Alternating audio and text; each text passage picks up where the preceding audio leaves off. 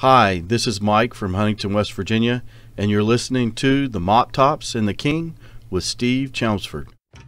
Thank you very much, Mike. It's now time for one of my favorite segments on the show. It's time to head over to the MTK Hotline.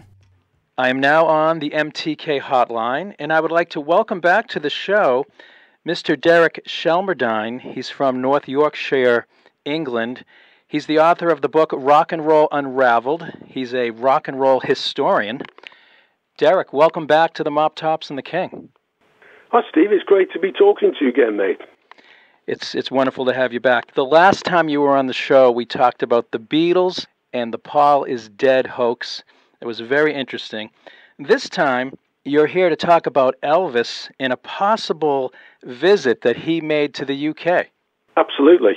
Yeah, the official story is that he only ever stepped foot on British soil on his way back from Germany when he left the army, and that was at Prestwick Airport. But there's a strongly interesting story that Tommy Steele, a big British rock and roll star at the time, showed Elvis around London in 1958. And that all came about in a radio interview that a guy called Bill Kenwright made. That's 2008. And he's a big friend of Tommy Steele's. And on the Ken Bruce radio show on the BBC, he revealed that Tommy Steele had actually given Elvis a one-day guided tour around London, I say in 1958.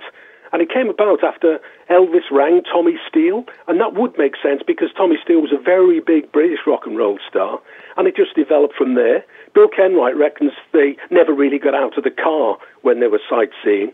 And what's interesting is the following day, Tommy Steele confirmed to the British newspaper, the Daily Mail, that he had taken Elvis around London. And I quote what Tommy Steele said. He said, "What happened was secret and memorable, and I swore never to divulge what took place."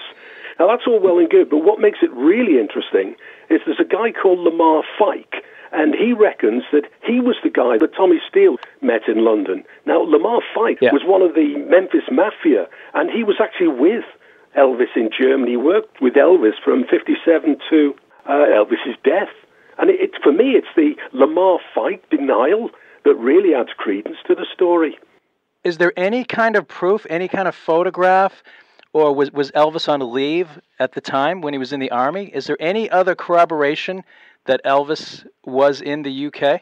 No corroboration of the fact that Tommy Steele showed him round. But what I find really interesting is the sort of indirect corroboration from Lamar Fike, because it's very unlikely. I mean, Lamar Fike is the guy that said he met Tommy Steele in London. Elvis and Lamar Fike would go everywhere together, and it's very strange to think that Tommy Steele wouldn't have recognized that he was with Fike rather than with Elvis.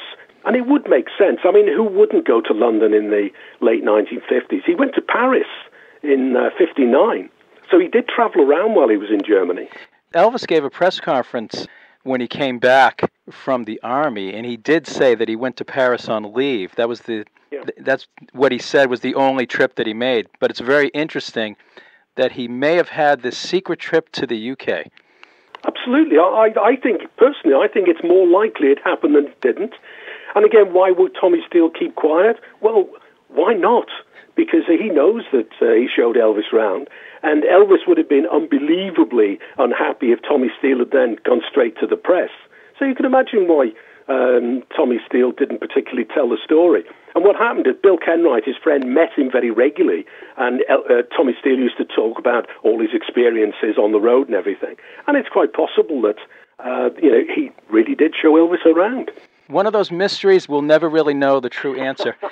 So, Derek Shelmerdine, I want to thank you so much for coming on the Mop Tops and the King. You're a great guest, and I hope to have you on again. Before we let you go, tell my listeners about your book, Rock and Roll Unraveled, if you could. Yeah, it's history of rock and roll from its roots through to mid-1970s punk. And it's not just the story of the music, it's the story of the social events like the Vietnam War and civil rights struggle, McCarthyism that really shaped the music of the 1950s, 60s, and 70s. And I also do a radio show on Access Northwest, a Liverpool-based show. You can catch that on Monday at 10 a.m., Thursday at 10 p.m., and Saturday at midnight. Well, I certainly hope my listeners will check out your book and your show. Derek, thanks again for coming on the show, and I hope to have you back again to talk about other historical events in rock and roll. Oh, that's great. I'd love to talk to you just again, Steve. Cheers, mate. That was Derek Shelmerdine from North Yorkshire, England. I love having Derek on the show. I always learn something new regarding the history of rock and roll, especially how it pertains to Elvis and the Beatles. And I encourage you to check out his book, Rock and Roll Unraveled. Now here's Elvis from 1956 with his cover of Shake, Rattle, and Roll.